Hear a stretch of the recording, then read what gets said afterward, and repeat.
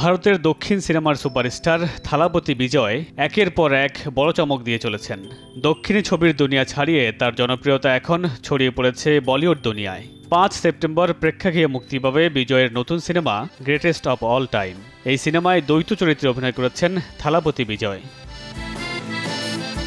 ধারণা করা হচ্ছে বিজয়ের গ্রেটেস্ট অফ অল টাইম হতে যাচ্ছে ২০২৪ সালের তামিল সিনেমার মধ্যে সবচেয়ে বড় হিট সিনেমা।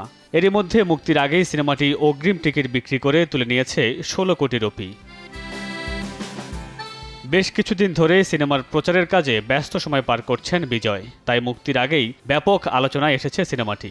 গুঞ্জন আছে এই সিনেমায় অভিনয়ের জন্য মোটা অঙ্কের পারিশ্রমিক নিয়েছেন এই অভিনেতা। তাই দর্শকের মনে কৌতূহল, কত টাকা পারিশ্রমিক নিয়েছেন বিজয়।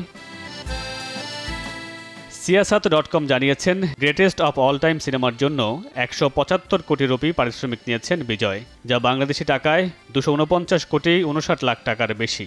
কিছুদিন আগেই রাজনীতিতে অংশগ্রহণের ঘোষণা দিয়েছেন এই অভিনেতা। এই ঘোষণার পর থেকেই দর্শকের আগ্রহ আরও বেড়ে যায়। ধারণা করা হচ্ছে ৪০০ কোটি রুপির বড় বাজেটের এই সিনেমা বিজয়ের ক্যারিয়ারে মাইল ফলক হয়ে থাকবে। মামুনুর রশিদ পনেল, সময় সংবাদ।